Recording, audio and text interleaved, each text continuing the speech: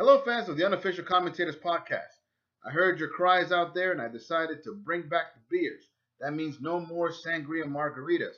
What we do have is me making two new stars out of Dagoberto Ortiz and Joel Vasquez, instant internet sensations who join us to talk baseball. We talk about Packy in his adulterous ways. He's been cheating on me, guys. Can you believe this? On top of that, we talk about UFC 206 and its fallout. How we had a really interesting card without any big name stars. We talk kicking balls with Draymond Green in round 2 of the League of Haters Fantasy Football Playoffs, and much more. Stay tuned, guys. A new episode of the Unofficial Commentators podcast starts now.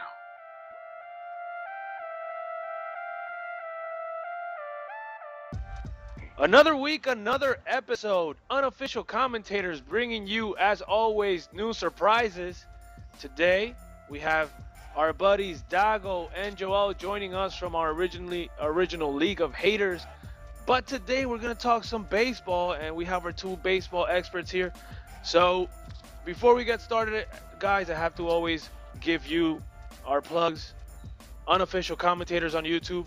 Don't forget to subscribe, comment. Unofficial Commentators on Podomatic.com, the podcast. Favorite that, look it up, download it, listen to it, support this podcast. All right, so to not make this any longer, let's get right to business. Jay, tell me, where are we starting off today? I'm starting off by making another star after the one I made on this show decided to up and leave. So I'm right here. I haven't gone anywhere. The Unofficial Commentators getting a lot of recognition, man. We're getting calls, we're getting emails, we're getting hit up on private chats. I wish you guys would use all of our channels. We're on Facebook, we're on Twitter, we're on Instagram. Let's keep the conversation going. All right, today, well, there's no reason for us to beat around the bush. Let's go right into baseball, man. There's a lot of baseball talk.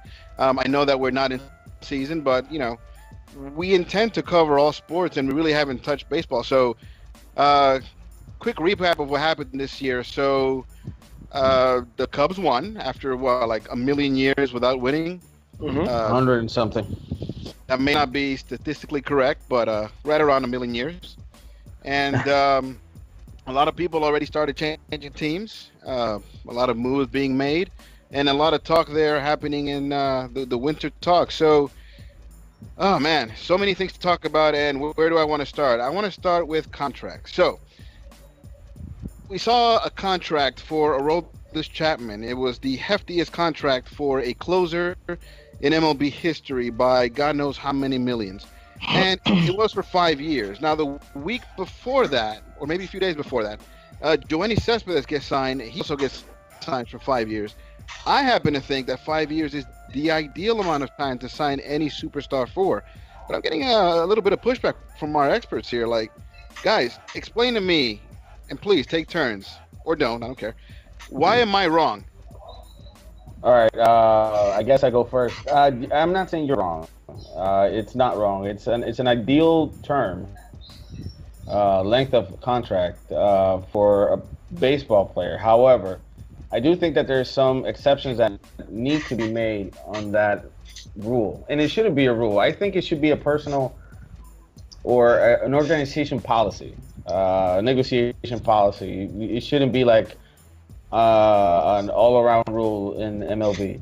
There are exceptions to this particular policy, like if your player is under 29 years old, because you're getting, if you're giving them a contract for 7 years, you're getting their peak years plus 2 serviceable years, and that's not that bad. That you're getting good returns on that. So I once again, I don't disagree with you. I think 5 years is a good term. It's just that I don't think it should be the norm. Rather, it's just a negotiation policy. Which one of those teams that have given out those really long, in terms of years, contracts, has been good for all the years that they signed this star? Like, what's the longest contract you could think of? Basically, none of them, bro. 10 years is the longest one. Who got Pujols got it? No, hold on. No, Stanton has 13. Stanton has 13 years. Right. No, hold on. There's a 20-year. Listen, Jay. What I think is that baseball teams, they just finally realize that there's no winning with those big contracts. So they're like settling on 5. You got a 28-year-old like Chapman, just sign him for 5 years. Let's see where you go from that. Perfect. No business signing a closer for 10 years till he's like close to 40. You know he's going to be no good. I mean, who's the last closer to make it a 40 was Rivera. Before that, Hoffman. Yeah, but I don't think it's a trend. You guys are thinking this is a trend. This is not a trend. If you guys, yeah, should make it a trend. Personally, I like the 7-year contracts if you're a young player. Yeah, I understand. Make sure you get paid. It's the only way to do it. You sign a short contract at 23, 24, just to make sure you get the long one when you're 28, 30. Yeah, but that's the thing. If you sign that 5-year when you're 24, what guarantees that you're getting in 10 when you're 29? Well, you're seeing it from the if you player's put up the perspective. numbers, you will. But this is, what I'm trying to say is this, and I'm sorry, Pocket, I didn't mean to interrupt you right there. Yeah, you don't have video, man, so it's hard for us to know when you're gonna jump in. Oh, sorry. You're gonna have to ring a bell or something. Ding, ding, ding, ding. All right. Look, I understand the 5-year. The thing is that this is not a trend. This is something of carefulness because of the guys, the player's age. So if you see, for example, Aroldis has 29, Cespedes has over 30, Kenley Jansen is 29, and I don't think Jansen is 28. Who? Jansen is 28. Okay. Then my bad. He's 1 year younger, but this is over 30. Yeah, he's like thought he was younger. 32.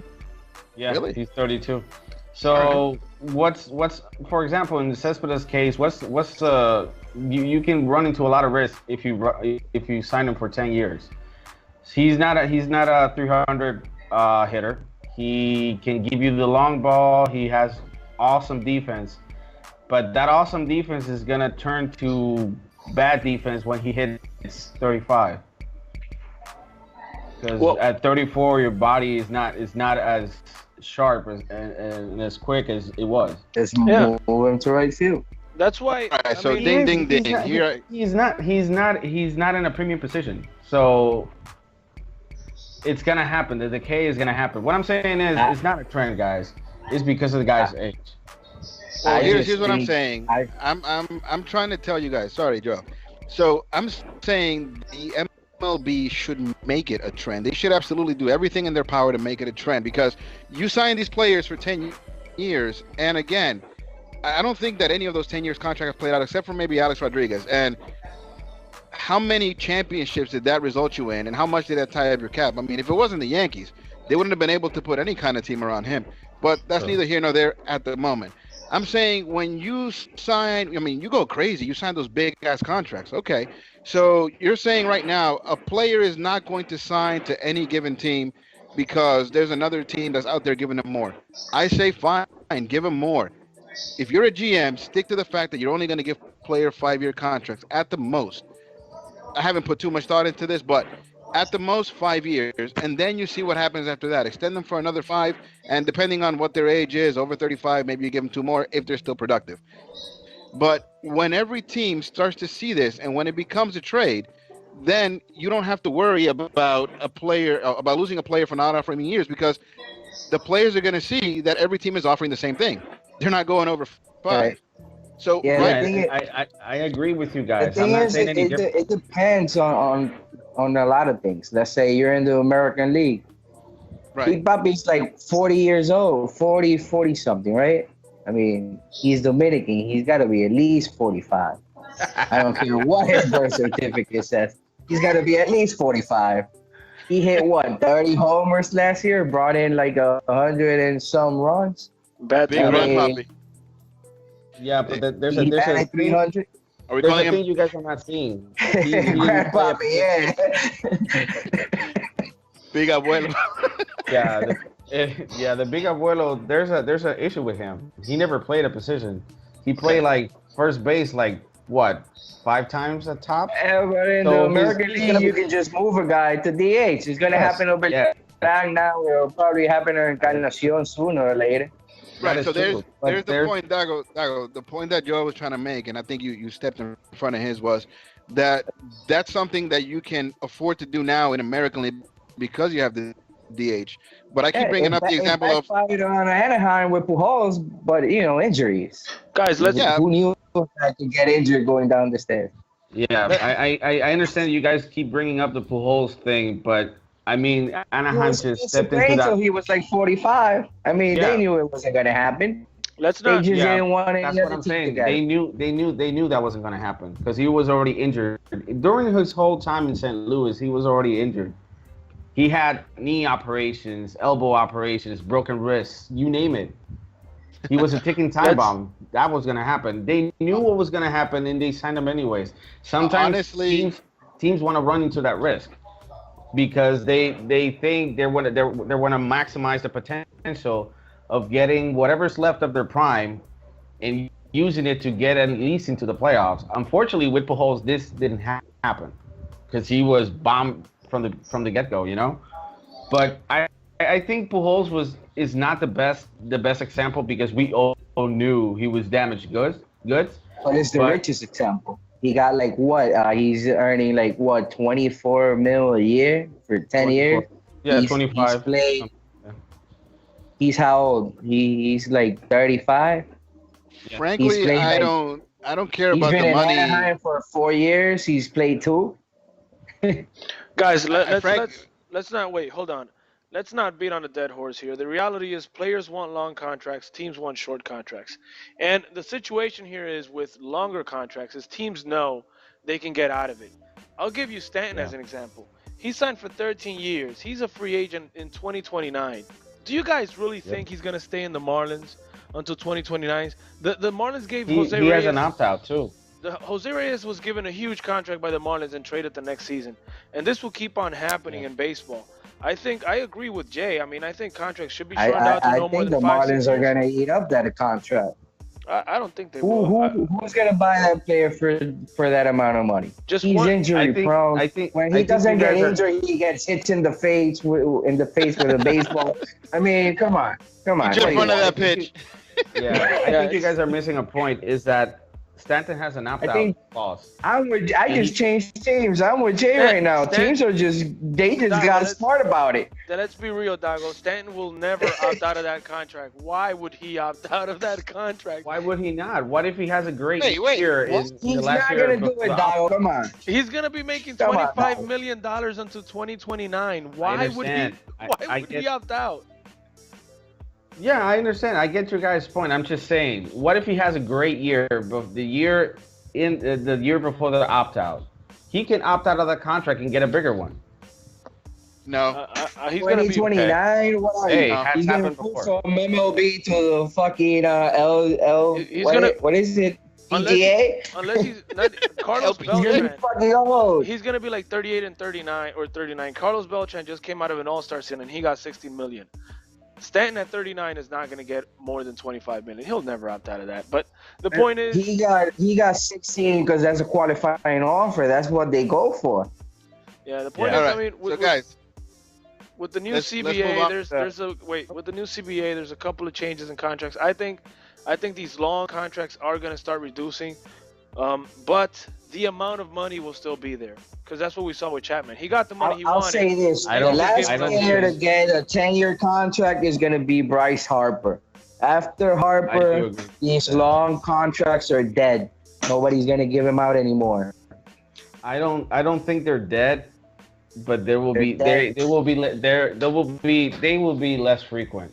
But Yeah. I do agree that Bryce Harper is going to be the one that gets a 10-year contract, and I think Manny Machado is going to get one too. All right, He's so- going to go for 8. He's had a lot of operations.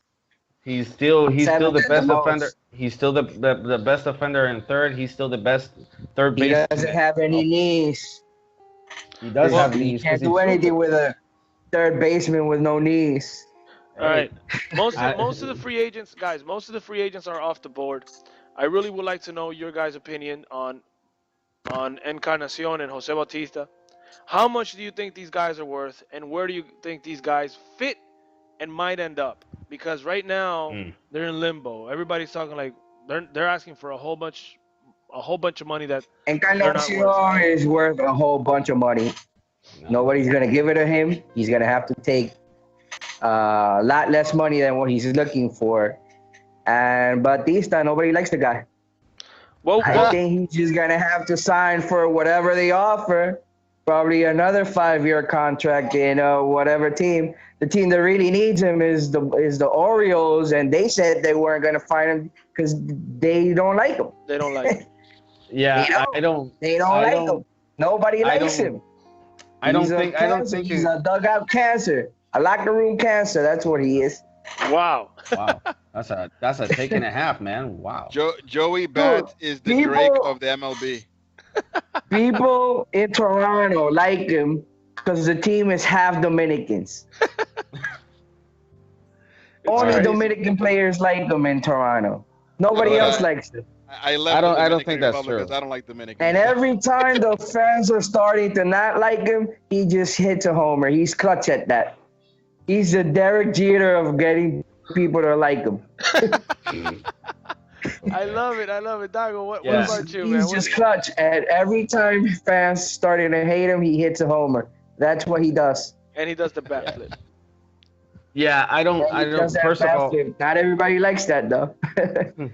first of all, I don't think Edwin Encarnacion is gonna get less money. I think he's gonna get the money he's asking for. He's just not gonna get the amount of years he wants. And about Joey Bats, the problem with he's already 35. He has had a lot of injuries lately, and I don't think that's gonna play out well for him. He That's had what a I'm down saying. year. You're 35. You're injury prone. Nobody likes you, dude. You're out. You're out. Come Yeah, I down here to the Dominican and play winter ball. See if you He's not can gonna- get a contract. Yeah, that's Take not what gonna you can happen. get. Well, That's then not gonna you happen. should just Well, then he should just go to the WBC and try to see if he gets one. Encarnacion, who, Speaking by He's the of not way, getting one WBC. now. Encarnacion, who, by the He's way, not should getting have- one now. I'll tell you should that have- much. Nobody Encarnacion, likes him. Encarnacion should have a nickname, by the way, because his name is hard to say even for us Dominicans. But I Edwin? think he's asking for 80 million. I think he's out of his mind. I think he's worth around He- 60. 20 million a year would be a Uh, decent offer for him. I wouldn't give him more than 3 or 4 I years. agree. I think 20. I agree with the 20. I Yeah. agree with the $20 million offer. Yeah, It's just that he wants. I think he wants Cespedes money. That's the kind of money he's looking for. That's ridiculous. And I don't 'cause- think. I think he gets it. I think he And gets it. I think he I don't goes think he's for gonna get it. 23, 24. I don't think he gets 24, it. 4 years. And let's be real. I don't think he Cespedes- gets. the money don't- Cespedes I don't got think- is because the Mets gave it to him. Nobody else was going to give him that money. Yeah. Actually, yes, I do think that there could be another team that in play for Cespedes. It's just that he jumped at the money. I mean, Well, why? that is a moot Cespedes point right wanted now. to stay in New York. He said it. He wanted to stay. Yeah, Yeah. this is a dumb conversation to have. He lasted what, like a whole week in free agency, whatever. Yeah, and as far as Encarnacion goes, I don't think he's gonna get the amount of years he wants, but the money he'll get. Why hasn't he gets signed yet? 4 years. Uh, That's what he he- offered. I think he has there's a rumor around that St. Louis might want him, and I do believe that he could fit well in there, because the thing is that they don't have first basemen, and you need Matt Carpenter for the long term. And so Matt Adams Wait. sucked, and they just shifted Colton Wong, I think, to third or something like that, because he wasn't good at all. He didn't have a good year, so Mhm. they need a strong bat, and Matt Holliday just left too. I think he's going to Texas. I Nah, think Texas- Encarnacion might Texas- end up in the Indians. But, guys, we got to keep it moving. Texas has the money, and I think they're just going to give it to him. Final topic regarding free agency I want to talk to you guys is the Yankees. All right, we talked briefly about Aroldis Chapman, but you two are very famously known Yankee fans. You guys are pretty public about it. But the Yankee fan base is pretty torn right now. Some say Yankees should not have given him the money. Others say he's worth it. I mean, because they have other needs. I personally think that Chapman is worth the money. I think, though, the Yankees could have gone another way. could have gotten cheaper option and fill in other holes that they need to fill, because right now the East in the American League is a very tough division, and Chapman is not the player that's going to give him that division. I want to know what you guys think about that as known Yankee fans. What do you guys think about that? All right. Yeah, I didn't love the Chapman signing. I was okay with it. I think he's an awesome closer, but I think you have Dylan. But the problem is that you were talking about the cheaper ways to get a closer. I don't think they're as cheap as you think. Well, I'll give you one specific one. Yankees should have taken Mark Melancon. I think that's the one the Yankees should have gone for a way cheaper. How much? I don't think he signed as cheap as you think. He signed for $60 million a year for 4 years. Yeah, that's 26 less than Aroldis Chapman. No, it is not. It's $1 million less. Aroldis just has 1 more year. Yeah, Melancon signed for 64 and 4 or something like that. Yeah, 1 year. I don't think. Well, I think they got the best closer available, but I also think that for you to have an opportunity to close a game and get a save and get a win and everything else that comes with it, you have to be leading the game. Exactly. So, one thing is the starting pitching for the Yankees is terrible, and the offense, it's a really interesting mix of young and old. I mean, I think Gary Sanchez is a baseball player to watch for a very long time. Yes, he is.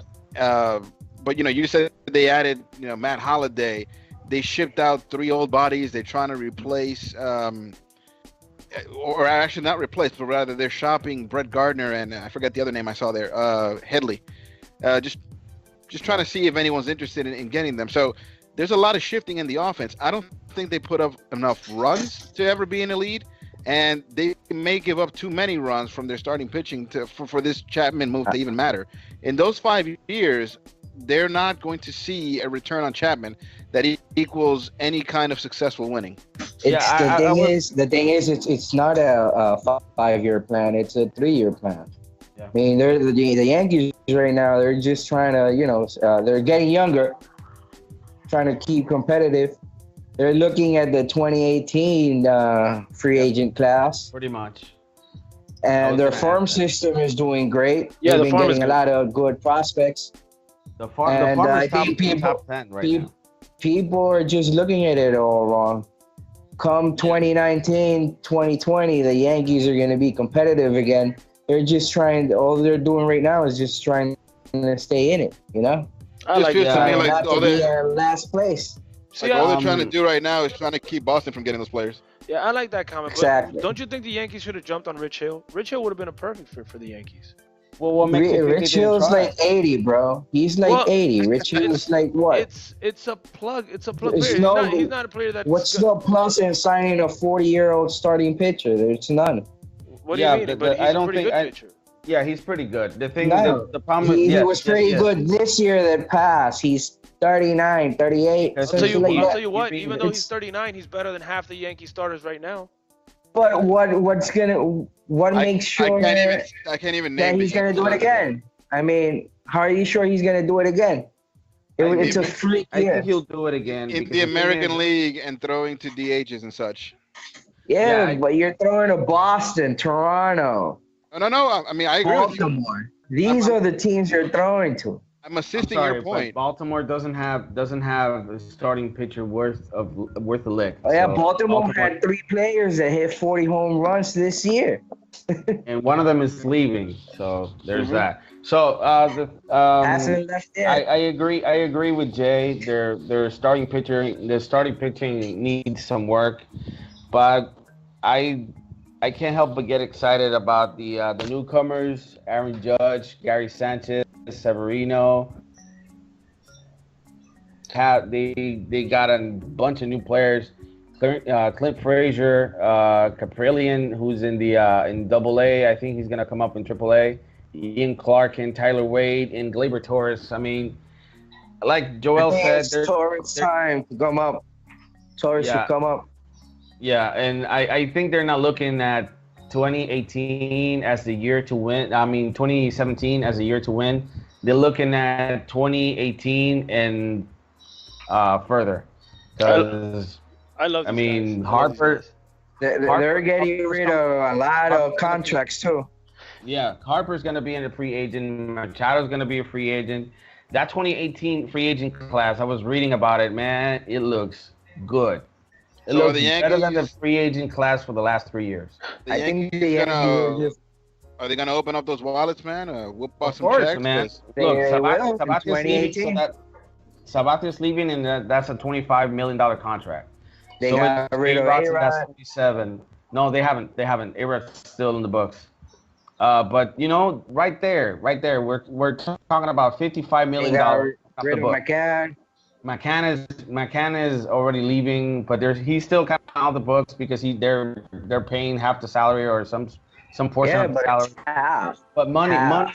money is coming out. But the thing is that they want to stay under the $189 million threshold too, which is also difficult. Which is why they're shading bodies right now.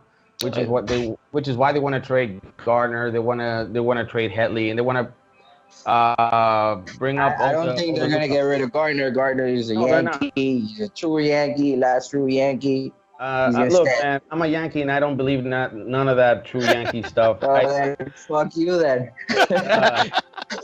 Look, It's as the easy real as that. the real That's reason true why they- Yankee. Fred Gardner. That's it, the bro. real reason That's the real it. reason why they can't move Gardner is because they don't really have trading partners. It's really tough trading. How old is he? A 30-year-old left fielder with the amount of money he's making. A finding 33-year-old. trade Hold partners. on. I got a description. A 33-year-old left fielder, leadoff bat that can't get on base.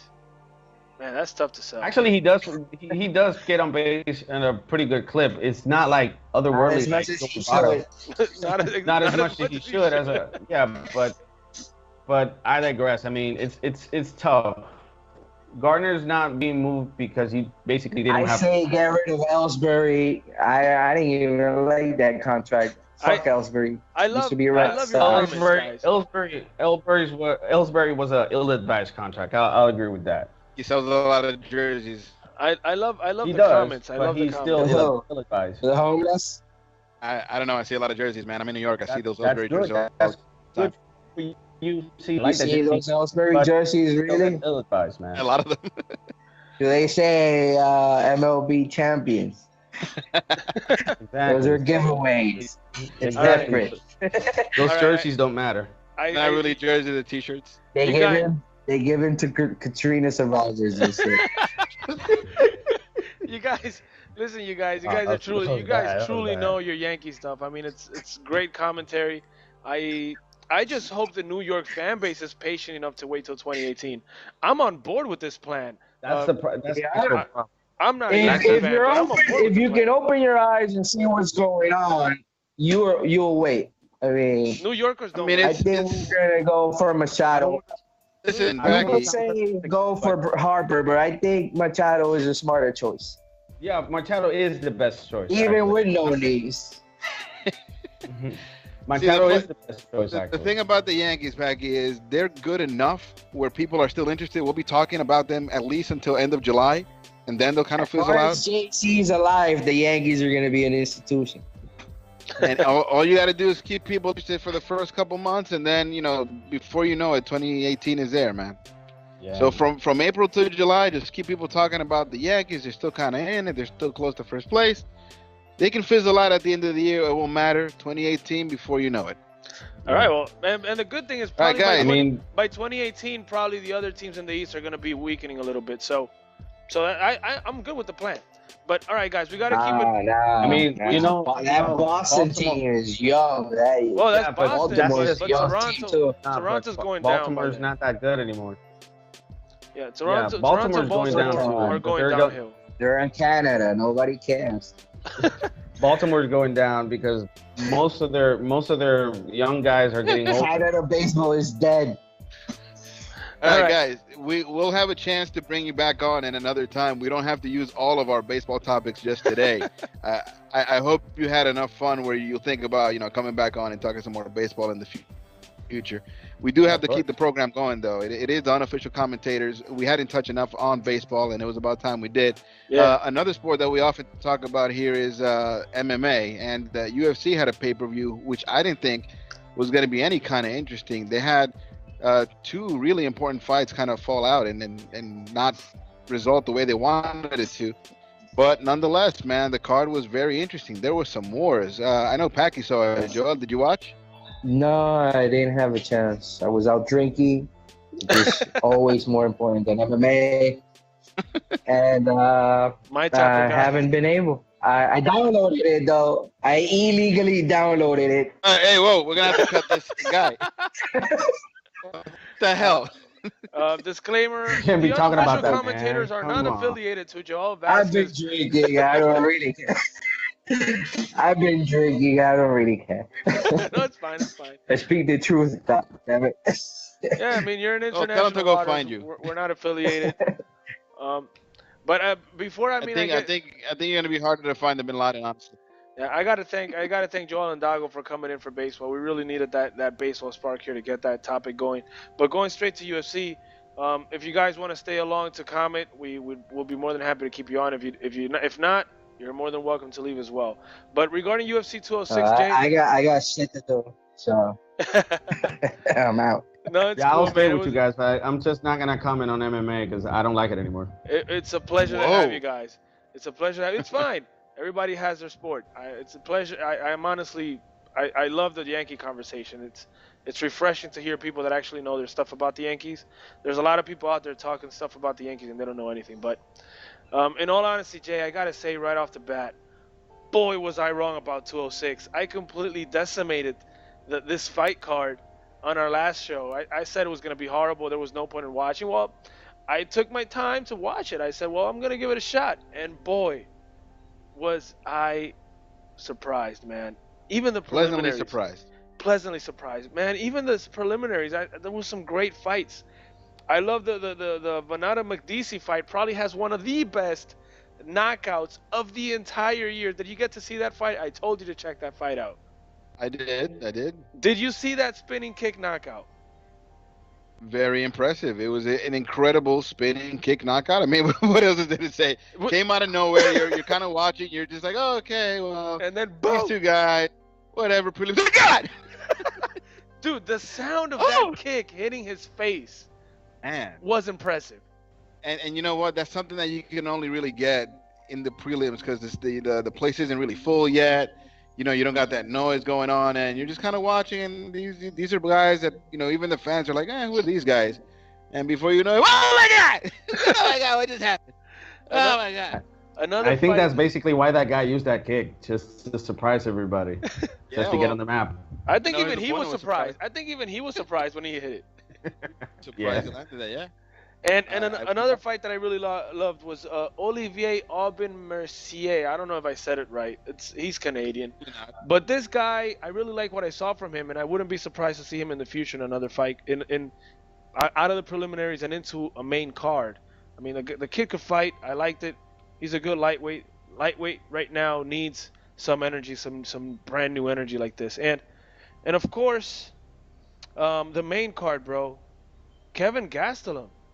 I gotta apologize to him publicly, bro. I didn't think he was gonna make weight. I thought he was gonna be if he did make weight, I thought he was gonna be overweight and out of shape maybe. I didn't think his cardio was gonna be this good.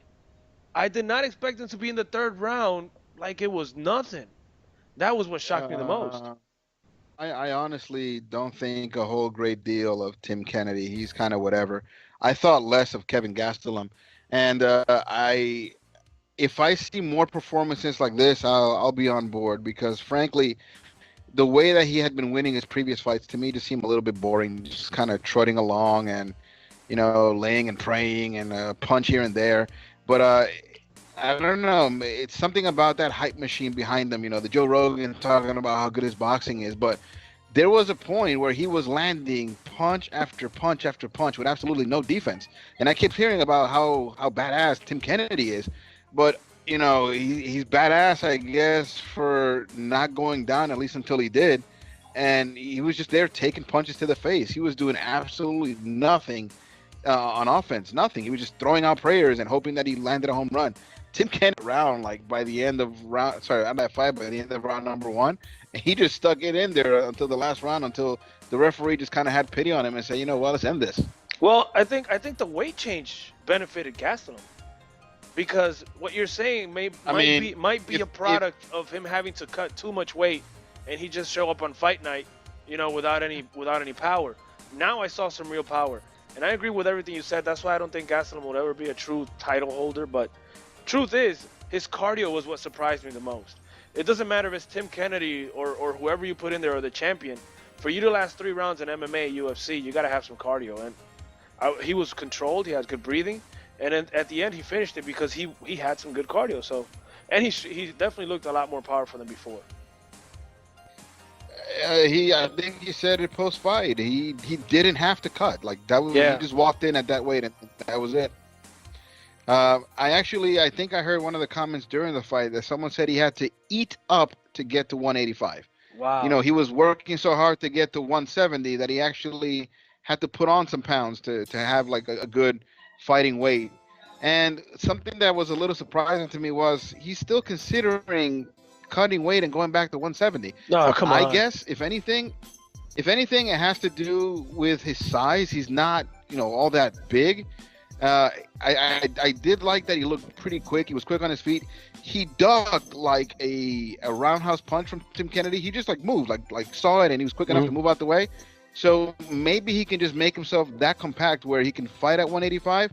And he fought at 185 for the Ultimate Fighter. So I don't understand the obsession with dropping 15 pounds when you know that you constantly can't make it.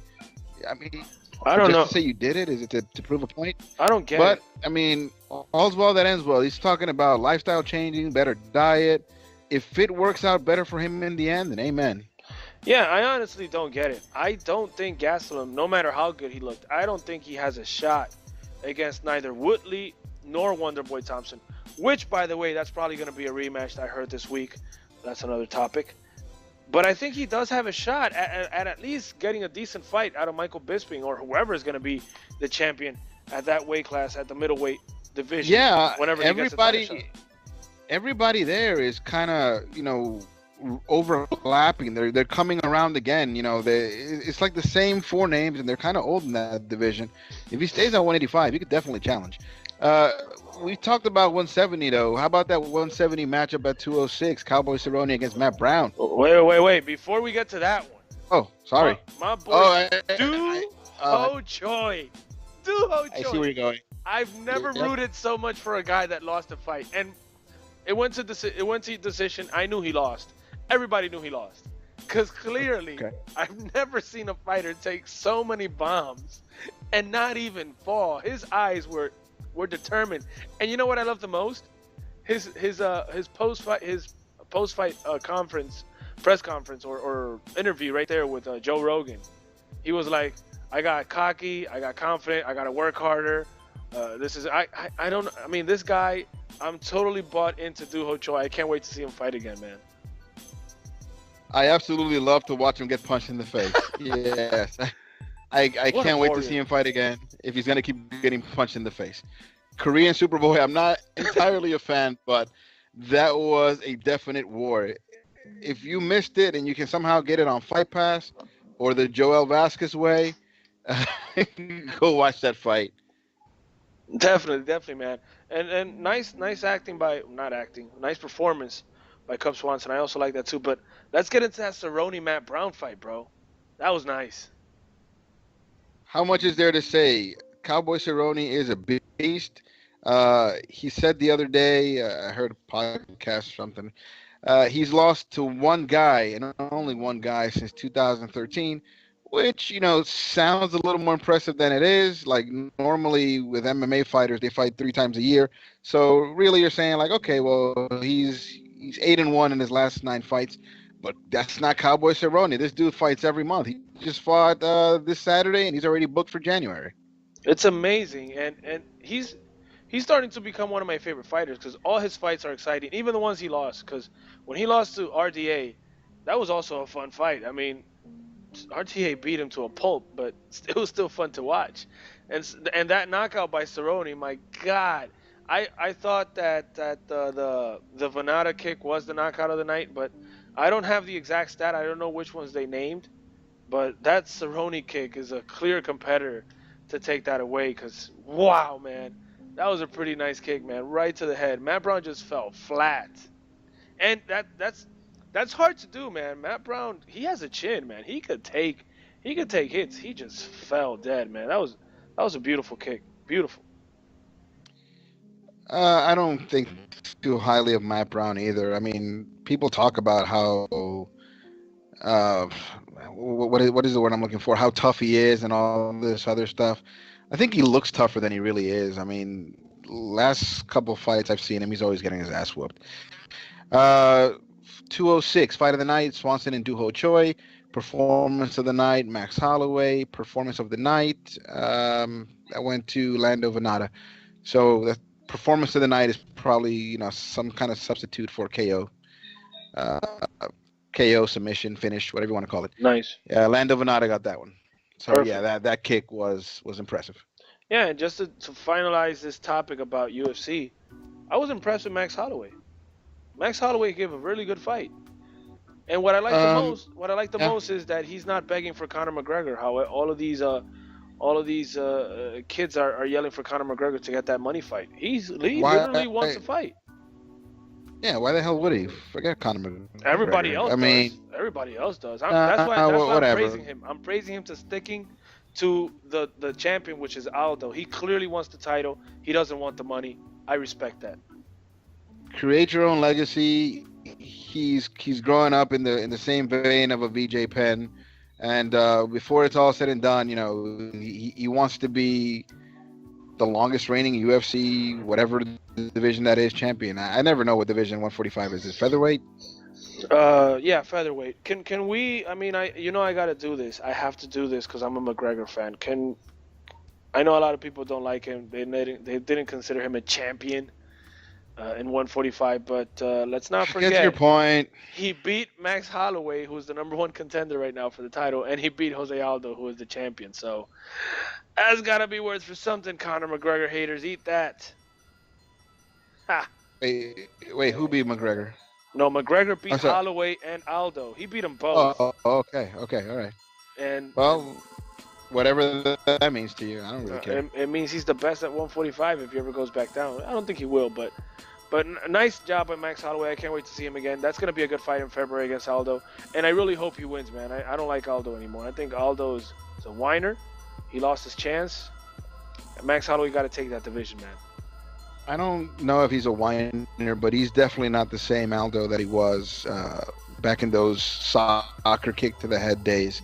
But a lot of that could just be his age, man. He's, you don't age gracefully in MMA. You're constantly getting punched in the face. Or that he's a little bitch. Yeah, I'm good at that. Now, one thing, though, that I want to mention, I wasn't going to say the name, but now that you brought it up, I like the fact that we had an excellent card full of really good, entertaining fights that did not include Conor McGregor. That just goes to show you and him that he's not bigger than the sport, so he just needs to check himself. Yeah, no McGregor, no Cormier, no Tyron Woodley, no Ronda Rousey. It was a great card. I mean, Cormier doesn't attract people any damn way. No John Jones. Well, they're good fighters. I'm talking about good fighters. Yeah, no Rumble Johnson. I don't think John Jones has been a crowd gathering fighter since like 2 years. So I don't think you should mention him in that. He hasn't fought in like 2 years. Exactly, that's what I'm trying to say. Not counting the Owen St. Preux. He still has a lot of fans. He still has a lot of fans. So I'm a fan, man. I think he's the greatest thing since sliced bread. I wish McGregor would put on his big boy pants and go fight John Jones so John Jones could kill him. Oh, come on, man. John Jones, that's not right. John Jones, by the way, he was in some kind of grappling event against Dan Henderson. Dan Henderson, who, by the way, retired from MMA, but he found a chance to go out there and do some grappling. I don't know exactly how those rounds were timed, but at about 6 minutes, John Jones submitted Dan Henderson. I didn't really expect that to go any other way. Henderson is a really good wrestler, but we're talking about, a dude that's a lot longer, probably heavier, and it's just better at submissions overall. I knew about that, and I didn't know the probably result. coked out of mine too. Yeah, he got him there. I think Misha Tate also competed at that event. I think it was also grappling. I don't know. That's another one that says she was retiring, and yes, she was able to do that. Packy, so what do you think? We're ready to move on to a little bit of basketball? I don't think we have a whole hell of a lot of time, but I know Dago's sticking around to throw in his 2 cents about basketball. Dago, did you watch last week's episode on Unofficial Commentators? Yeah, I did. I did. It was a lot of. I heard the feud between you and Cuzzo about Clay and Harden, or better yet, Clay Harden, isn't it? Clay Harden, my man. Where's the margarita, Jay? Where's the margarita right now? Yeah, man. Where's the margarita? I brought the beer back today. Oh, okay. that's why you're a more conscious drink for you. There is no margarita. So guys, listen. A couple of things about last week's episode. So we talked basketball. We had a guest. I got comments where that was the best episode we've ever done. People liked the arguing and the back and forth. Actually, like you said, today's baseball talk was going to be kind of tame. Psych. You guys get a load of that one. And, I got comments about me drinking the margarita, about messing up the names. Man, it was the most people have commented about the Unofficial Commentators. So I'm really glad that we got people's attention. We got mentioned on the report card. Packy got a new job because of it. It's a whole thing, man. I'm here. Oh, there's that plug again. Making stars left and right. This is incredible. So guys, join into the conversation. Not only watch the YouTube videos, but leave your comments. Write to us at unofficialcommentators@gmail.com. We are Unofficial Commentators on Facebook. We are at UC Podcast. Sorry, at UC_podcast on Twitter, and Unofficial Commentators on Instagram. Ask questions, join in the conversation. Let's get some topics rolling. So, basketball. Kind of an uneventful week this week. I don't think that anything incredibly important happened except for Russell Westbrook's greatness. He completed a whole week worth of triple doubles in a row. 7 triple doubles in a row. He tied a record currently held by himself and Michael Jordan. And I don't know. He fell, I believe it was 2 assists short of setting a record. So I can totally picture Russell Westbrook playing in actual real life.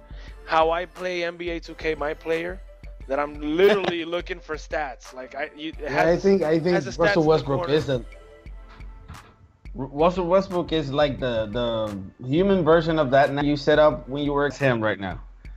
But what I really want to talk about, guys, in basketball is Packy is playing against 9-8 this week in fantasy basketball, and I am owning your ass. That'll be an easy win by the end of the week. But no, in all seriousness, when is Draymond Green? Easy win for me, by the way, is what he meant to say. Guys, when is the league going to do something about Draymond Green's kicking?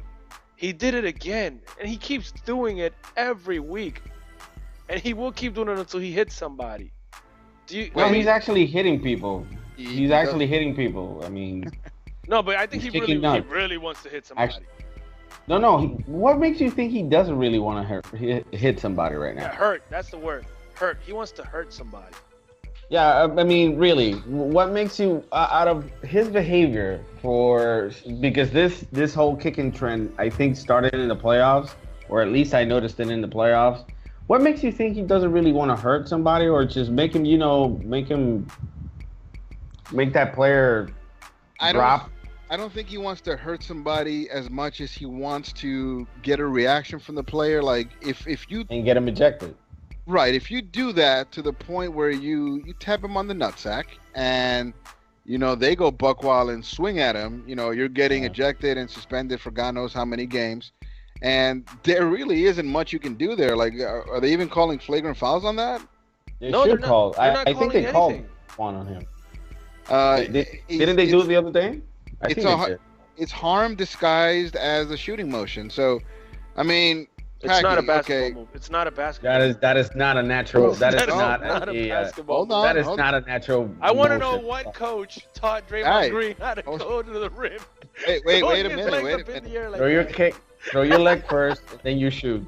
Wait. Make sure you land on one foot with one leg really up high, close to somebody's head. Perfect technique. Did you see that Karate Kid movie? Do it exactly like that. It was harm hidden or disguised as a basketball. Oh, sorry, as a shooting motion. I didn't say basketball move. Shooting motion? It's Can you say harm basketball move? disguised. I mean, dude, he's not like dribbling up to him and kicking him in the balls. He's disguising it as a shooting motion. Like if you claim anything, he's gonna say, "Well, that's the way I shoot," and you're gonna say, "Well, who taught you how to shoot?" And he's gonna say, "Listen, hey, referee, we're playing a game right now. We don't have time to discuss this." And by then, the whole situation passed. You didn't get a fragrant foul called, and whatever. They're shooting a technical or something. Dago, what do you think would happen? Dago, what do you think would happen in baseball if a batter swings the bat all the way around every time he swings to hit the catcher in the head? What do you think is going to happen? It has happened. It has happened, but it's unwittingly. Exactly. Yeah. Imagine he does it repeatedly. No, there's gonna be a fight, an actual fight.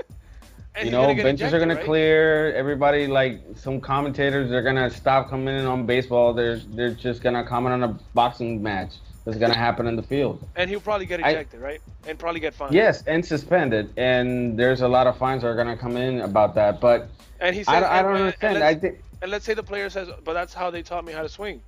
What? Yeah. I mean, well, it's a little different because when you try to argue with an umpire, you never win that one. I mean, with a ref, I mean, you can kind of like shine a little mirror here and there and make him forget. But again, if like it's what really connected, the refs are gonna they're gonna put it under the rug. But I don't think Draymond Green is connected anywhere. And right now he's acting like a goon, and I'm sorry, but that's what he's acting like. Whenever he throws those kicks, he's a goon. I wonder if Steph Curry's gonna take some of those lessons to shoot, right? Because, I mean, throwing your kid. I mean, if it's a shooting motion, right? Might as well. But instead of throwing kicks, he's gonna slap people because his hands are too quick. Oh my God. Well, Steph Curry can pull up from 40 feet. He can create separation. He doesn't need to kick you for you to stay away from him. I gotta say though, to close my argument on Draymond Green, this is no disrespect to his actual play, which by the way I think is great, and I think Draymond Green is.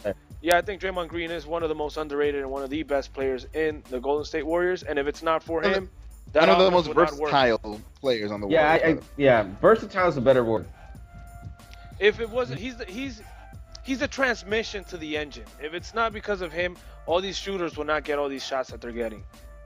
He is the focal point of rotating that ball from the middle out in that offense. I think Draymond Green should especially when you're kicking defenders. Yeah, Draymond Green should get more credit. But the kicks, come on, man, they gotta stop. They gotta stop. They do have to stop. They have to stop. I agree. They have to stop because it's a distraction that I don't think the team needs. But I'm pretty sure Steve Kerr is happy about it. Because this whole yeah. Come on, man. I don't remember Steve Kerr kicking when he was shooting. What? No, but I think it helps. It helps the team. Yeah, you got to down. I know what Doug was saying. Golden State needs an edge player, a player with an edge, that gives the team some toughness because nobody else is. Yeah, You remember Bruce Bowen poking eyes? It's the same thing with Draymond kicking people. Yeah. I remember me poking ass. Got him.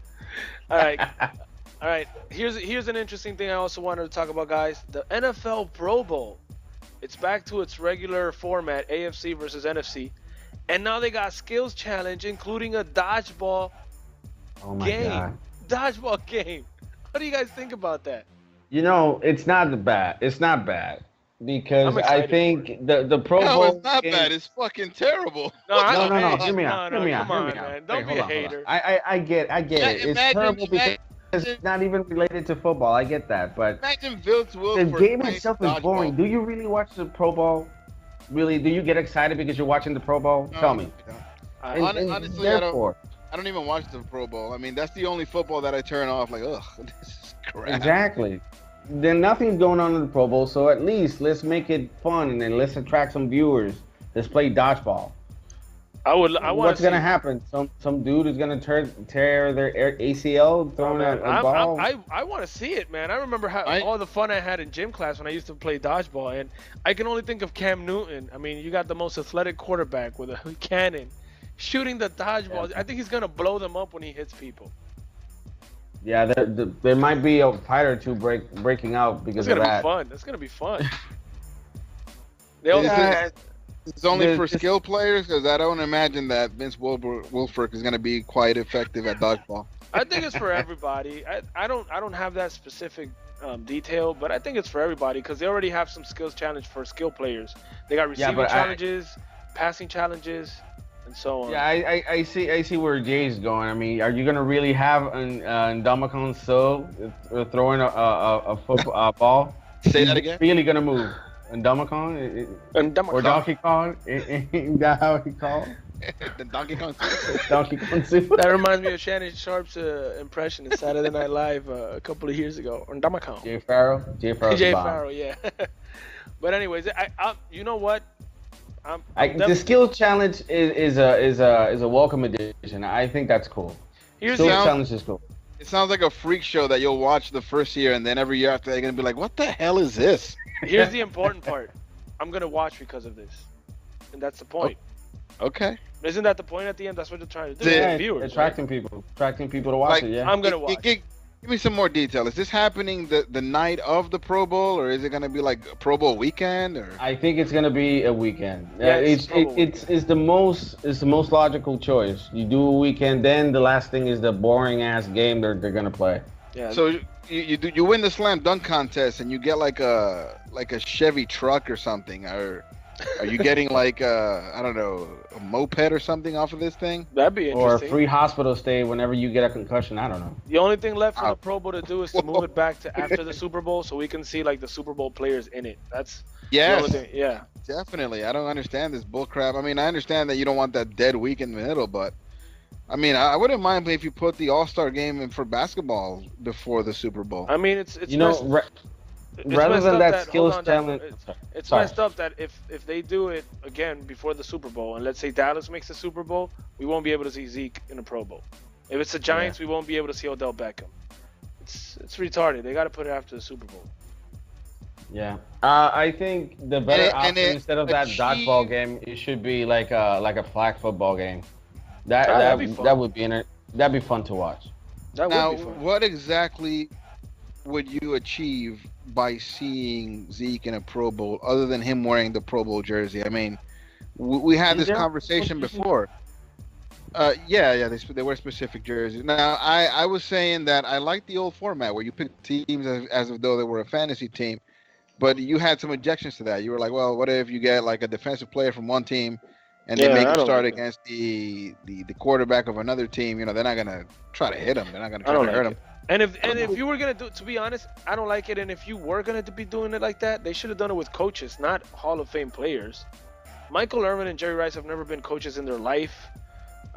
Neither has Marshall Falk. I didn't like that format. All they really do is pick the team. It's more of a figurehead. It's not like Jerry Rice is calling. Yeah, it. that's like the celebrity basketball game in the All-Star. Yeah, they brought in a bunch of coaches to actually. I never liked it, fun and I haven't tuned into the Pro Bowl like in 3 years since they started that format.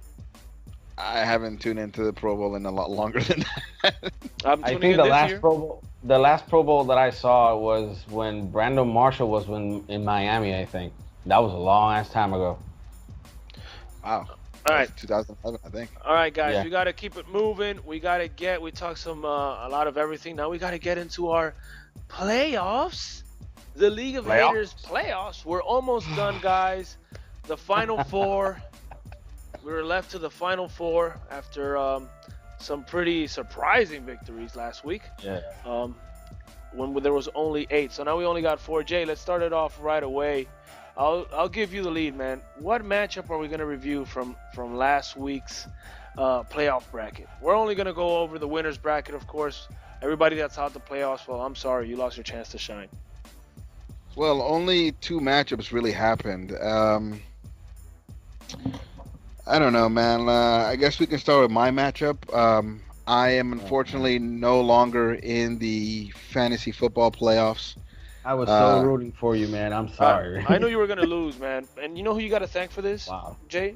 There's only one man you got to thank for this. You know who it is.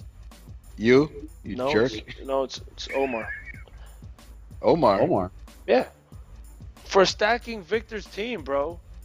I mean, Oh yeah. Des didn't do Yeah. much, but come on, man. Actually, Omar kind of helped me there. I mean, Yeah, in a way. But I think but Omar's if it the wasn't only 'cause of reason why- Omar, if it wasn't because of Omar, you probably wouldn't have played Victor this week. explain. Because he probably wouldn't have the same record. Omar was Victor's AAA team. Oh Basically. my God. Yeah. No, I don't think it mattered. It wasn't a matter of Victor's team outscoring me by leaps and bounds. He actually was probably the lowest scorer of well, not counting me who lost to him. He's probably the lowest scorer of the other three remaining playoff teams. It's just the fact that no one really showed up for this week, man. Drew Brees, 4 points. This is his second bad game in a row. Tampa Bay, we thought was an afterthought, and then they're all of a sudden like, what is it, 8-4? Well, they're a playoff team. They're a wild card team. Yeah, with pretty good defense too. Yeah, fantasy 8-5, I think. Fantasy was tough this weekend because the weather was horrible. There was a lot of low-scoring games. So yes. Okay, so you just reminded me of a point that I definitely wanted to make. So we always talk about picking running backs early, and you figure that it's because they get the sole role and they don't depend on quarterbacks to get their points. At the same time, when you're playing a running back for a bad team goes down and it becomes an all passing game because you're trying to catch up. Yeah. Now, what I didn't consider, and it kind of hit me like a ton of bricks this week, is that in December, which matches up with fantasy playoffs, when the weather gets as bad as it is, the only people getting any points are the running backs. Yeah. I mean, I saw so many balls slip out of pause. I saw so many balls. so many footballs slip out of quarterbacks' hands. Carson Palmer. I know that Matthew Stafford had a broken finger, but he let one slip. He has torn ligaments, not broken finger. What about the Miami game? You saw all the fumbles in the Miami game? Same thing, yeah. But come on, they were playing in a downpour. Like, what the hell? Yeah, weather was horrible. There were times during the game that the only way you could see the game was like from that really up close shot where you couldn't really like visualize the rain. But if you went like to any kind of overhead shot, it was like all gray and foggy and whatever. But that's my point about the running back. So my running back did okay. Jeremy Hill, 21 fantasy points. Matt Forte, though, I think it was only one play that he lasted in there. Got a run, 0.8 fantasy points, out for the rest of the game. And who but Bilal Powell jumps in his place and frickin' destroys San Francisco. Almost 200 yards and 2 touchdowns. Incredible. Antonio Brown got a few catches, but like we said, wide receivers aren't really getting the points here. It's all running back. And on and on and on and on. And then I have Terrell Pryor, who I thought, obviously I wasn't going to watch that game. Like, who really gives a crap about Cincinnati and Cleveland? But for the most part, I'm asking everybody, is he even playing? It was the fourth quarter and he had 0 points. I'm like, is he playing? Yeah. And then did you see that whole Pac-Man Jones controversy? Yes. He was screaming at the trash can, like, "Are you there? Are you there?" Yeah, it's What do you think about Terrell Pryor? Garbage. What do you think about the garbage? It's amazing. You were literally asking for Terrell Pryor, and you asking, Instagram was popping up with all these comments about how this guy's trashing, about how Pac-Man is trashing Terrell Pryor. And it's going to continue, man. Weather's only going to get worse this weekend, so you guys might want to take that into consideration when setting up your lineups this week. We already have one of the final 4 players right here with us right now, which is Dago, because Jay, you're out. I'm out. Well, I got to say, man, Dago's team, first of all, before we even get to specifics, I'm just glad that Dago took our advice to get creative with the fantasy names, man, because this week's name is pretty cool. Your Bay Diggs, my Rolls Royce. I like that name. That name's pretty cool. And the Malavian Falcon was also pretty cool. And there you go with Le'Veon Bell, man. Almost 50 fantasy points. There's no way we're going to lose. And by the way, I know this has nothing to do with this specific topic, but I have Le'Veon Bell in another fantasy, and I was on a bye week, right? So I didn't use him. But on another fantasy... What a week to have a bye week, man. But check this out. But in another fantasy, I was pretty much dominating all year, but I went up against Le'Veon Bell in the first week of the playoffs. You know how that went. So Le'Veon Bell was a make or break for everybody in fantasy world this week. Another fun stat, much in the, I guess, in the style of our show, I compare Le'Veon Bell to that week that Josh Hamilton had, where in that game, or he had And do you mean the four, the home run derby? well, not the derby, but the 4 home runs, each one with Yeah. someone on base, and he ended up with like 30 something fantasy points. Like there was no way that anyone who had Josh Hamilton that week lost. That's pretty much the same deal with Le'Veon Bell. If you had Le'Veon Bell, there's no way you lost this week. Yeah. I'm I interested. mean, I think there were the guys at Fantasy Focus were saying that there's a low possibility that you had Le'Veon Bell and you lost. It's almost impossible. Yeah. I'd like to see those numbers specifically where they show me like what percentage of people had Le'Veon Bell and still lost. And this week more than any, because at 49 points, it's like half of what most people scored this week. Yeah. You know what I mean? I'm telling you, man. I was looking at that game in the app and I couldn't believe it. Well, he had there it goes. He has 15. Now he has 20. He's going for 30. Oh my God, this is great. I'm going to be ahead. And now he gets to 40. What the hell? And then 49. I couldn't believe it. I knew Brito was kind of toast. He wasn't gonna get me. I was seeing the box stop score. it. You know you had that lemon booty all day on Monday because Tom Brady he kept that team in it. Yeah, you didn't say a single thing during the whole game. You just like, oh, thank you. The real reason why I didn't say anything is because I was taking care of the baby. Other than that, I could have just trolled Brito a little bit, but Yeah. it is true. Brady had me in the edge of my seat, but Yeah, that butthole puckered up is what he had. No, come on. I knew he was going to win. Brady did 26 fantasy points in our league, and he's still 18 points short from winning that matchup. There's no way that Brady was going to go on the road to Baltimore. Oh, no, it was at home against Baltimore, but put up, 52 points? No, 42 points? He wasn't going to do that. 44 points? No, so. but it was close. It was closer than he would have thought starting this week. yeah, it was indeed.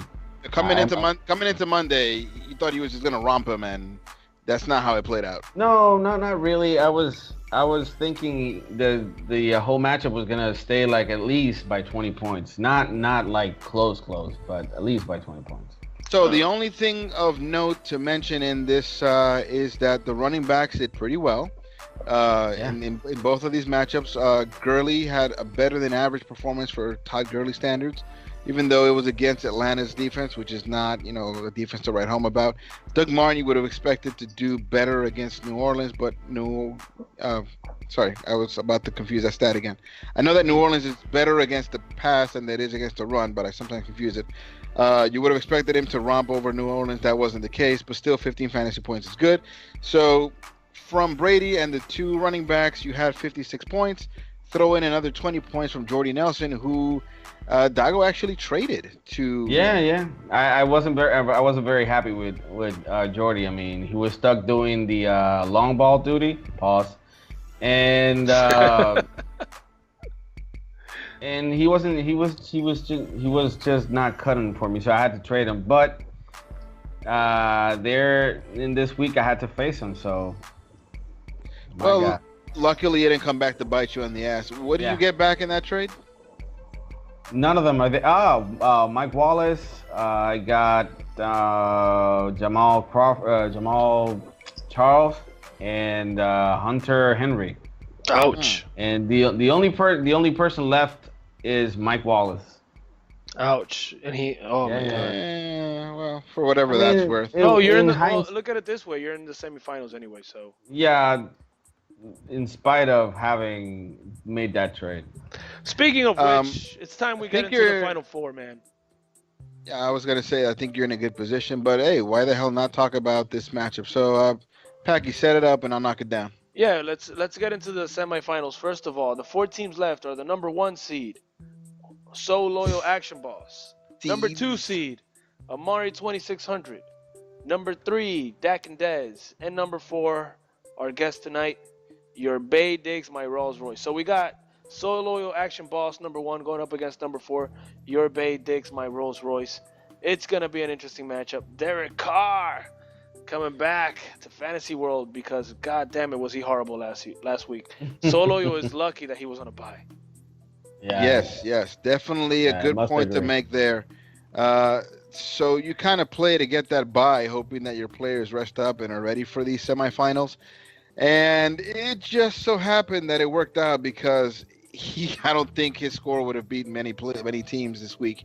Uh, there's no point in really talking about last week. It just kind of broke down the way it did. What can we expect this week? So Derek Carr, you think has a big game against San Diego? I think he will. He's back to warm weather where he's comfortable against San Diego. 10 days rest. San Diego's looking not so good. I think Derek Carr's going to be back to putting up 303. But I think doesn't San Diego have a good passing defense? Because I think I heard that comment. They're okay, but Derek Carr smokes them. Okay. 13th against the quarterbacks in fantasy football. Yeah, Derek Carr went 317 yards and 2 touchdowns the last time they met up. Is he going to take snaps from center again, or is it all shotgun? No, he's running the pistol. I don't know if he's going to take shotguns from center. I doubt it. Take shotguns from center. Take snaps from center. I doubt it. But they're running the pistol. It works for them, and they're clearly, handling the ball off more to Latavius Murray, which is opening up a little bit more for Derek Carr. So I think he's going to have a great game against San Diego. I have no doubt in my mind. I'm comfortable. All right. So what else do you think? Well, we also got here's the key part, man. Le'Veon Bell is going up against Cincinnati in the cold. Tyrod Taylor in the cold. This is for your Bay Diggs, my Rolls Royce. You got Thomas Rose against the Rams, which is the only thing they do well is stop the run. Tomorrow, by the way. Yeah, tomorrow. In a short week. Oh my God. Yeah. By the way, those Seattle uniforms are gonna be crazy. You're gonna need fucking sunglasses to watch that game. They're going neon green. And you got Mike Wallace also playing Philly in the cold. It's not much you can do because it is what it is right now with the weather. But a lot of cold players for your Bay Diggs, my Rolls Royce. And on the other side, you got Tevin Coleman on San Francisco, warm. You got Mike Evans at Dallas. That's warm because it's Dallas and it's a dome. And you got Travis Kelce in Tennessee. That's pretty comfortable. Oh no, he's in Kansas City. My bad. And it's tough for me to pick. He's probably gonna start Ty Montgomery at running back against Chicago. Yeah. I think Ty Montgomery. He lost Melvin Gordon this weekend. That was not good for him. I think it's gonna be a very balanced matchup, and the winner will depend again on Le'Veon Bell. It's clear that the Steelers are leaning heavily on Le'Veon Bell. So if he has a good week, I think Dago wins. If not, it's gonna be so loyal. So you really didn't say anything. Oh yeah, I said it. So this team wins, or the other team wins. Yeah. Who won? I don't know. If I have to pick one, to be honest, I think So Loyal is gonna win this matchup. Sorry, Dago. Too many matchups in the cold. That's okay. Derek Carr is on So Loyal side. I gotta go with Derek Carr. I gotta pick So Loyal. I said I wasn't gonna. You gotta go with the homeboy. Yeah, I wasn't gonna pick against So Loyal ever.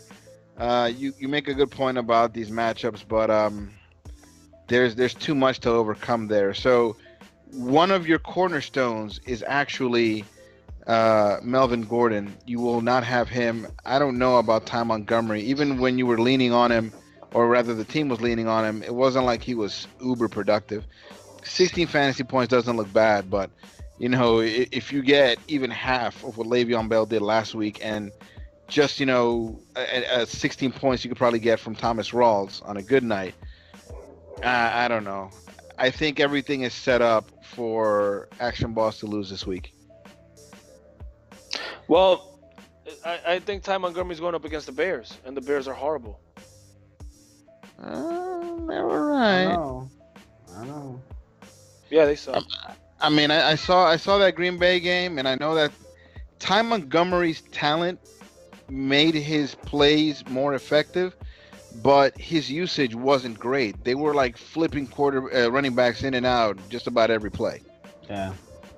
So maybe he beats him, maybe he doesn't. I don't know. Honestly, and unfortunately for the number one seed, too many bad things happen on this bye week. I think that he's set up to lose this week, honestly. All right. So I got So Loyal, you got Dago. There we go. I don't know. I don't think we're still doing the pick'em matchup. I think I already won that, right? Yeah, you won that. We're not doing pick'ems anymore. All right. By the way, I'll say that later. But next matchup, Dak and Dez versus Amari 2600. Man, I'm excited to see how in the world Amari 2600 is going to win this matchup as he keeps winning with such a mediocre team. I don't get it. I don't understand it.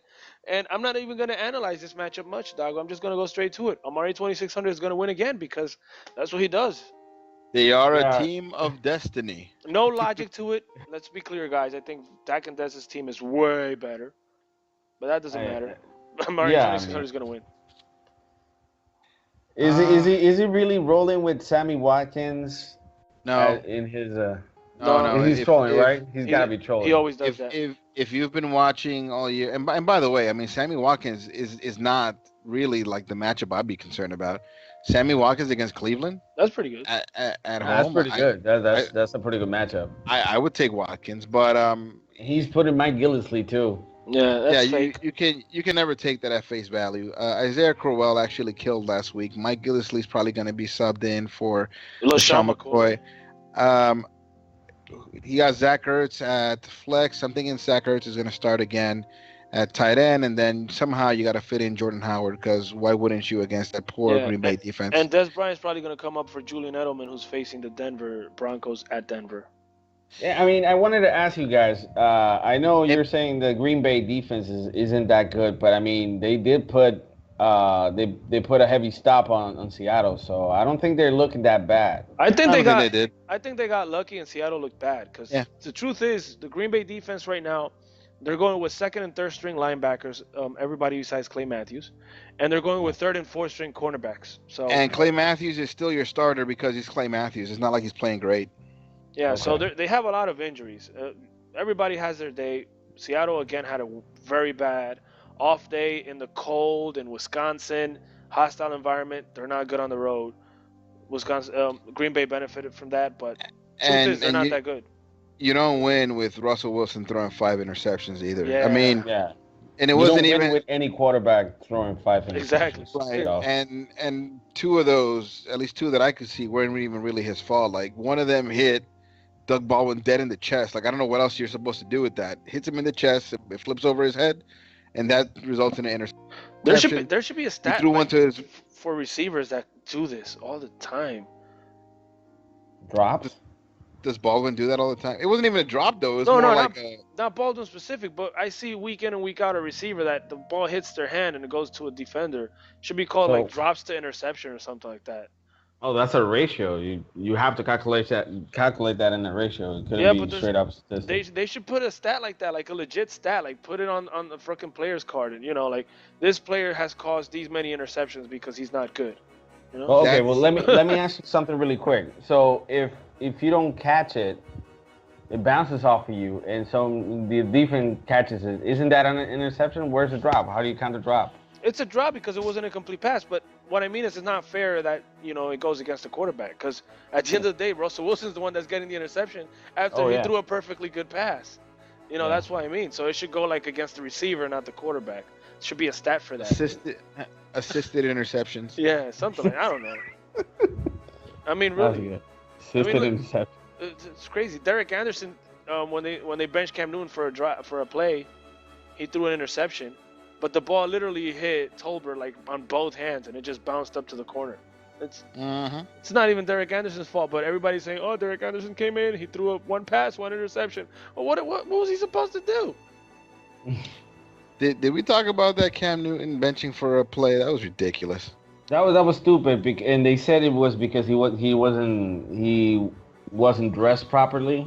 Yeah. Wasn't wearing a tie when he traveled. Dumbest thing in the world. What the hell is that, man? It was retarded. Ron Rivera is just. I think he's just. He's. I want to go with a hot take. Do you think there was some other reason other than just not having the proper attire? Some reports said that Ron Rivera told him, like, if you don't wear a tie, I'm going to bench you. And he went ahead and defiantly did not wear it. So that would change the story. But it's just like she said, he said, I don't know. And I honestly, I don't care either. Screw the Panthers. I don't care about them. I saw what Cam Newton was wearing, though. He was wearing like a turtleneck. Like, he's supposed to put a tie on top of that. It's not like he's wearing like a big white T-shirt. I mean, he was dressed up. Yeah, he's feeling his Steve Jobs. Yeah. I don't know. Maybe they had an argument and stupid is what it is. All right, so who do All right, so we got to wrap this up, guys. Jay, who do you have for this matchup? And Dago, you got to pick one on this one because you're not in it. I have to pick. Oh, cool. I'm taking Dak and Dez. I've said that Victor was kind of like the team that was supposed to. Well, he was my favorite the whole season. You know, the most complete team. I don't know what kind of like favors he exchanged for some of these trades that he made, but somehow this is his bench that'll probably or likely end up in his starting lineup. Julio Jones, LaShawn McCoy, Jordan Howard, Dak Prescott, AJ Green, Des Bryant, and Alshon Jeffrey. What That's a right. bench. He picked up Alshon Jeffrey is going up against Green Bay. It's ridiculous. Smart. On the other end, Flacco, Stewart, Rob Kelly, or Fat Rob as they call him, Amari Cooper, Corey Coleman. Who had the good week? Was it Crabtree? Last week? Nobody had a good week. Derek Carr was throwing duds. They got stomped last week. Derek Carr stunk it up. None of them had a good week. I mean, yeah. Donnie has Cole Beasley against Tampa Bay. That's not looking good. Yeah. Hunter Henry versus Oakland should be okay. Corey Coleman versus Buffalo. That's not gonna fly. And then there's his defense, which is good. And the kicker, Matt Prater, and I think he's pretty good too. So I don't know. I mean, Dak and Des is the overwhelming choice, but you know, Donnie is the luckiest SOB this side of town. So yeah, man, I agree. That Donnie Buddha luck, that's over. It's done. I don't know. He must have some China stones like wrapped around something. I don't know what he has. Nah, he's losing this week. All right, but that pretty much wraps up today's episode, man. It was a great episode. I got to thank Dago. I got to thank Joel Vasquez, my eternal fantasy rival, which we didn't get into that, but got to keep it professional, right? But I really appreciate you guys coming over. As always, you guys are welcome to come anytime. I had a great time in today's episode. It was awesome. And my final comment, I'm going to be in New York next week. So next week, Jay, we record in your room right there. You know, we can, you know what I'm saying? We're going to be in your room. You're not going to say pause? You're not going to say pause? No. I do not. Okay. I don't know what you're saying, and that's kind of scary. There was some talk about recording in the room. Did you ask your other... And Kim Kardashian got famous that way, right? So why not you? Yeah. Did you ask your other who you're cheating on me with if you can come to New York and record? Oh. I think you might need to get some clearance there. I mean, you guys are gonna have to take this to Judge Judy or something. It's taken care of, man. I'll be there. Don't worry. I heard it's cold, so you better keep me warm, Jay. Okay, this is. You haven't even been drinking. Like I don't even know what to say about that. All right, guys. Unofficial Commentators on Facebook at UC_podcast on Twitter. Unofficial Commentators on Instagram. Follow us. Join in the conversation. Throw us an email. Unofficialcommentators@gmail.com. Dago, you got anything you want to plug, man? Any parties you've been playing? You still doing that DJ thing? Anything you want to tell the guys? No, I'm not. I'm a dad now. I'm no longer doing. Shout out to your boys at the PPP. Jeez. Yeah, that was long enough. No, man, I want to thank you guys for giving me the opportunity of talking baseball. I want to do it again. And no, I'm no longer doing the DJ thing. I'm a dad, so that's my number one job. So shout out to everybody in the league, and thank you again, guys, for the opportunity. All right, Packy, tell us if you're going to appear. Where else can we catch you at? Oh, yeah. Well, right now I'm working on another podcast. I know Jay's a little upset about I don't care! Yeah, but I'm not going to plug it in here. I'm not going to plug it in here. It's fine. It's a sports podcast, but I'm an unofficial commentator all the way, first and foremost. So next week, man, we're recording again. Your loyalty is under debate, Paki. Nah, man, I don't know. Screw it.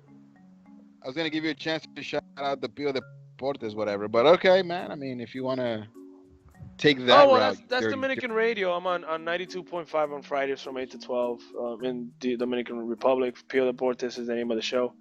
Talking football mostly because most Dominicans don't know much football, so that's how I get on the radio.